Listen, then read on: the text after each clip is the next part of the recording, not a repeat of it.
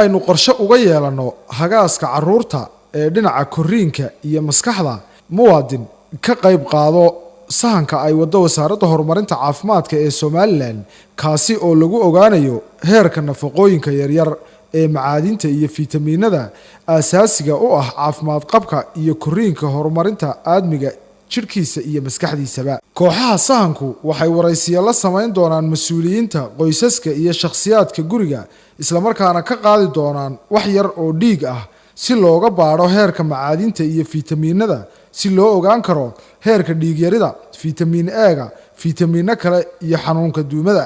Sidoo kale waxa laga qaadi doonaa kaadida haweenka uurka leh iyo kuwa aan lahaynba ee da'doodu ay u dhaxayso 15 ilaa 45 sanadood si loo ogaado heerka ayodhiinta kaadida. Waxa kale oo laga qaadi doonaa in yar oo milixda guriga laga isticmaalo iyo in yar oo biyo ah oo laga qaado ilbiyoodka deegaanka laga cabo si loo ogaado heerka macdanta ayodhiinta. Waxaa la cabiri doonaa culayska, dhererka iyo cabirka cududa ee haweenka iyo carruurta si loo sahamiyo oo loo ogaado heerka nafaqa darrida guud ee carruurta. Iyagana leeyahay sahamintani waa sahamin qaran, waa sahamin ay wado wasaaradda horumarinta caafimaadku iyada oo kaashanaysa hay'adaha ay wada shaqaynta leeyihiin.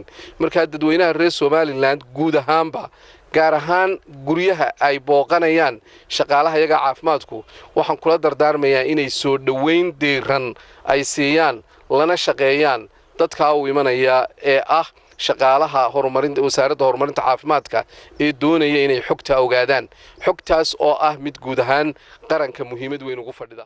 sahanka waxaa laga bilaabi doonaa dalka Somaliland taariikhdu marka ay tahay 22 Disembar 2018. wasaaradda horumarinta caafimaadka Somaliland waxay dhammaan bulshada iyo mas'uuliyiinta kala duwan ee deegaamada sahanka laga sameynayo si xushmad leh uga codsanaysaa inay gacan ku siiyaan kooxaha sahanka sidii ay si habsami leh ugu gudan lahaayeen waajibaadka loo igmaday.